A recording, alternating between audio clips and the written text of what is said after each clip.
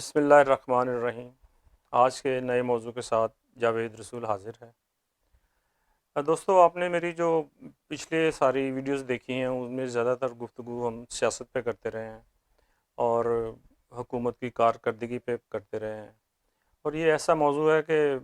میرا خیال ہے کہ سارا پاکستان جتنے بھی الیکٹرانک میڈیا کے چینلز ہیں وہ سارا دن رات اسی پہ لگے ہوئے ہیں۔ کچھ حکومت کے مخالف ہیں، کچھ حکومت کے حامی ہیں، اور لوگ مجھے لگتا ہے کہ اس سے تنگ بھی آ چکے ہیں، تو اس پہ بھی ہم وقتاً فوقتاً بات کرتے رہیں گے۔ تو آج سے میں نے یہ ایک سسٹم نیا شروع کیا ہے، سلسلہ کہ اب ہم کچھ سماجی جو ہمارے مسائل ہیں، جو ہمارے معاشرتی مسائل ہیں، جو ہمارے ثقافتی مسائل ہیں، اور اس میں کچھ کمیاں ہیں، کچھ چیزوں کو ہم بھول چکے ہیں، تو ہم ان پہ بات کیا کریں گے۔ تو آج کا جو موضوع ہے وہ ہے کہ ثقافت۔ سب سے پہلے تو ہم دیکھتے ہیں کہ ثقافت ہے کیا، اور اس کے لیے مجھے یاد ہے کہ آج سے کوئی 20-25 سال پہلے اسلام آباد ٹیلی ویژن سے ایک صاحب توثیق حیدر ایک مارننگ شو کیا کرتے تھے۔ اس زمانے میں بھی عورتیں مارننگ شو نہیں کیا کرتی تھیں، یہ بدعت بہت بعد میں شروع ہوئی۔ تو اس میں سہیل احمد صاحب کا انٹرویو تھا، جو کہ اس وقت سٹیج کے بہت زبردست اور ٹی وی کے بہت زبردست ایکٹر تھے۔ اب انہیں لوگ سہیل احمد عزیزی کے نام سے جانتے ہیں۔ تو ان سے توثیق حیدر نے پوچھا کہ آپ بتائیں کہ ثقافت کی کیا تعریف کریں، کیا اس کی ڈیفینیشن ہے؟ تو انہوں نے اتنا خوبصورت جواب دیا جو مجھے آج تک یاد ہے۔ انہوں نے کہا کہ جو پاکستان کی ثقافت ہے نا، وہ جو صدر پاکستان کی طبیعت ہے وہی ثقافت ہے۔ اور میں نے جب اس بات پہ غور کیا، سوچا اور ساری چیزوں کا مشاہدہ کیا، تو یہ بات اتنی حقیقت ہے کہ پاکستان کا جو بھی سربراہ ہوتا ہے، وہ وزیر اعظم ہے یا وہ صدر ہے، جو وہ کرتا ہے ساری قوم اس کے پیچھے لگ جاتی ہے۔ ضیاء الحق صاحب آئے تو انہوں نے ویسٹ کوٹ اور شیروانی اور اردو شروع کر دی، اور سارا ملک جو ہے وہ سارے وزیر اور ہر جگہ ویسٹ کوٹ اور شیروانی شروع کر دی انہوں نے۔ پورے ملک میں جو ہے ہر بندہ جو ہے وزیر ہے، چاہے بلکہ اسی زمانے میں ایم این اے کا ایک خاص اب لباس ہی بن گیا ہوا ہے کہ شلوار قمیض اور ایک ویسٹ کوٹ۔ اور ضیاء الحق صاحب چلے گئے تو اس کے بعد کچھ جمہوری آئیں حکومتیں، انہوں نے بھی اسی روش کو تو ختم کر دیا۔ لیکن جب خاص طور پہ مشرف صاحب آئے اور انہوں نے جو ہے نا ایک ماڈرن اسلام اور اس کا سافٹ امیج اور اس کی ساری چیزیں شروع کی، تو تمام لوگوں نے سوٹ پہن لیے، اور اس کے بعد یہ جو ہے بدعت یا بری عادت یا کیا ہم کہیں، ہماری جو ہے احساس کمتری، یہ آج تک جاری ہے۔ ہمارا ملک جو ہے اس میں تقریباً 8 مہینے تو گرمی رہتی ہے، 6 مہینے تو شدید گرمی رہتی ہے، لیکن اس کے باوجود ہر ایم این اے، ہر وزیر اور ہر اینکر ضروری سمجھتا ہے کہ وہ سوٹ لگا کے، ٹائی لگا کے پروگرام کرے۔ مجھے تو کچھ سمجھ ہی نہیں آتی کہ اس کی کیا ضرورت ہے۔ صرف رمضان کے مہینے میں شلوار قمیض پہنتے ہیں، اس کے علاوہ سوٹ اور ٹائی اور ساری چیزیں جو ہیں وہ چلی جا رہی ہیں، وہ آج تک ختم ہی نہیں ہوئی، اور نہ ہی کسی نے کوشش کی ہے۔ ابھی جو عمران خان صاحب آئے ہیں، ان کا میں ذکر بعد میں کروں گا، لیکن اس سے پہلے میں آپ کو کروں کہ جب نواز شریف صاحب اور زرداری صاحب، وہ پاکستان میں تو شلوار قمیض اور ویسٹ کوٹ وغیرہ پہنتے تھے، لیکن جب بھی کسی غیر ملک کے دورے پہ جاتے تھے، خصوصاً مغربی ممالک میں، تو وہاں جا کے وہ ضروری سمجھتے تھے کہ سوٹ پہنا جائے، ٹائی لگائی جائے، حالانکہ وہاں زیادہ ضرورت ہے بتانا کہ ہماری ثقافت کیا ہے، ہمارا لباس کیا ہے۔ عمران خان صاحب امریکہ گئے ہیں یا اور بھی ملک میں گئے ہیں، باقی تو جگہ جاتے ہیں وہ عرب ممالک میں، اور دوسری جگہ تو شلوار قمیض ہے، لیکن امریکہ میں جب گئے آفیشیل ٹور پہ تو انہوں نے وہاں پہ جو ہے شلوار قمیض اور اپنی وہی مشہور زمانہ پشاوری چپل پہنی۔ یو این او میں بھی گئے تو یہی کیا۔ تو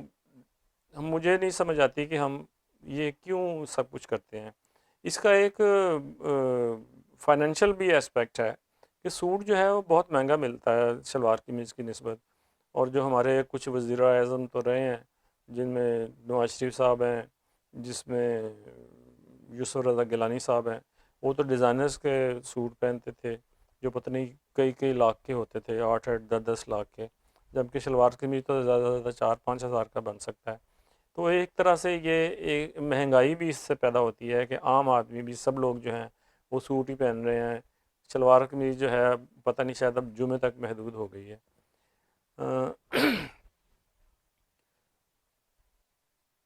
میں دیکھتا ہوں کہ انڈیا کی بعض ریاستیں ہیں جہاں پہ ان کا جو لباس ہے وہ دھوتی اور اس کے اوپر شرٹ ہے، وہ کوئی آر محسوس نہیں کرتے۔ اب تھوڑا سا ان کو فرق پڑ گیا ہے، ورنہ ان کے جو انڈیا کے لوگ تھے سفید شلوار قمیض پہنتے تھے، اب بھی زیادہ تر لوگ وہی پہنتے ہیں۔ کبھی وہ غیر ملکی دورے پہ جائیں تو وہ چائنیز کا کوٹ پہن لیتے ہیں، وہ بھی ہر ایک نہیں پہنتا، کچھ پہنتے ہیں، لیکن ہم نے تو اپنی ثقافت کو بالکل ہی خیر بات کہہ دیا ہوا ہے۔ دوسری بات آتی ہے زبان کی۔ کسی بھی قوم کے لیے دو تین چیزیں جو بہت ضروری ہوتی ہیں، ان میں ایک ان کی جو شناخت ہے لباس سے ہوتی ہے، دوسری زبان سے ہوتی ہے، لیکن ہم نے اپنی زبان کو بالکل ہی فراموش کر دیا ہے۔ ضیاء الحق کے زمانے میں تھوڑی سی آیا تھا کہ اردو بولنی چاہیے، اردو لکھنا چاہیے، اور انہوں نے کہا کہ سرکاری جو زبان بھی ہے اردو ہے، حالانکہ یہ پتہ نہیں 60 سال پہلے ہم نے یہ طے کر لیا تھا کہ ہماری جو زبان ہے وہ اردو ہے، لیکن تمام گفتگو جو ہے وہ افسروں کی ان کی انگلش میں ہوتی ہے، خط و کتابت انگلش میں ہوتی ہے، اور اپنی زبان کو جو ہے ہم نے بالکل ہی بھلا دیا ہے۔ میں لاہور کا رہنے والا ہوں، اور مجھے تو شاید اس چیز کا زیادہ افسوس ہے کہ جو آدھے سے زیادہ 52% سے زیادہ آبادی جو ہے وہ پنجاب کی ہے، وہ پنجابی بولتی ہے، سرائکی بولتی ہے اور پٹھاری بولتی ہے، لیکن ہم اردو کے پیچھے پڑے ہوئے ہیں، بچوں کو اردو سکھاتے ہیں، بہت خوش ہوتے ہیں، اور مجھے اس بات کا بہت زیادہ افسوس ہے۔ شاید اس وقت مجھے اتنی سمجھ نہیں تھی کہ میرے کسی بچے کو پنجابی نہیں آتی، لاہور کا رہنے والا ہے، بہت ہی افسوس کی بات ہے، لیکن اب شاید بہت دیر ہو چکی ہوئی ہے۔ اس معاملے میں نے دیکھا ہے کہ جو سندھی ہیں اور جو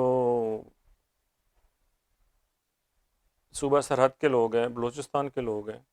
وہ اردو بھلے نہ بولیں لیکن وہ اپنی زبان ضرور بولتے ہیں، کیونکہ کم از کم ان کی کوئی شناخت تو ہے۔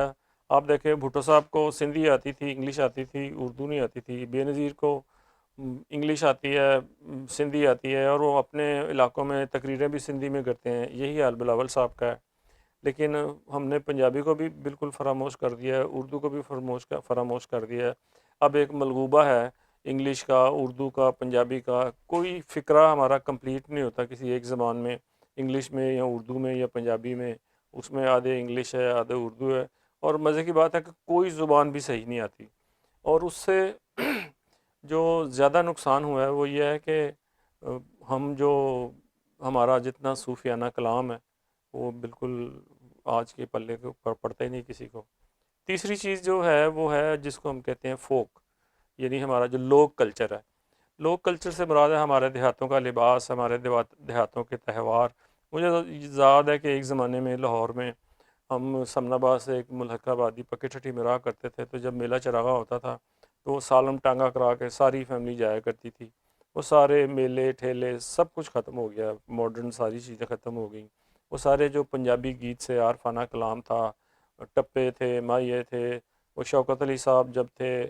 جب عالم لوہار صاحب تھے، عنایت حسین بھٹی تھے، حامد علی بیلا تھے، یہ سب لوگ جو ہیں وہ اپنے زمانے کے بہت ہی زیادہ مشہور لوگ تھے، اور ان کی جو شہرت کی وجہ تھی وہ پنجابی کلام تھا، صوفیانہ کلام تھا، عارفانہ کلام تھا۔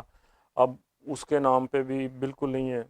کئی دفعہ میں سوچتا ہوں کہ ہمارے اتنے اتنے بڑے شاعر ہیں، کبھی کسی نے کوشش ہی نہیں کی کہ سیف الملوک کو اردو جو ہے منظوم ترجمہ کر دیا جائے، یا ہیر رانجھا کا کر دیا جائے، یا جس طرح اور باقی سارے لوگ ہیں، جس طرح کہ بابا فرید کا سارا کلام ہے جو کہ قدرے سرائکی میں ہے، اسی کو کر دے تاکہ عام آدمی سمجھ تو سکے۔ ہمارا تو پرابلم یہ ہے کہ جو ہمارا جو اثاثہ ہے، جتنا کلام ہے، وہ عام آدمی کو پتہ ہی نہیں ہے، کسی کو پتہ ہی نہیں ہے آج کے لوگوں کو۔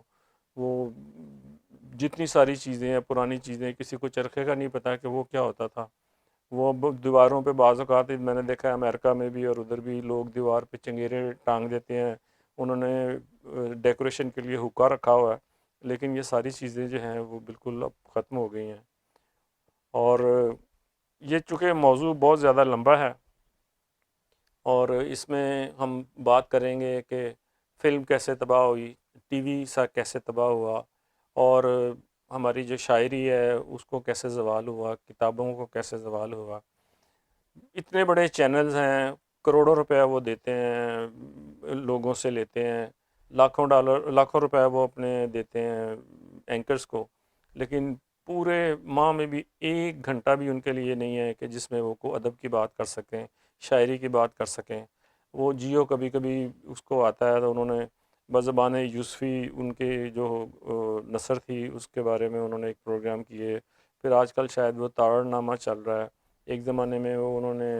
عطاء اللہ قاسمی صاحب کا بھی کیا تھا۔ مجھے یاد ہے جب ہم پی ٹی وی تھا، ایک ہی پورا پاکستان میں چینل تھا، تو وہ ادبی پروگرام بھی کرتے تھے، پنجابی ادبی پروگرام بھی کرتے تھے، اور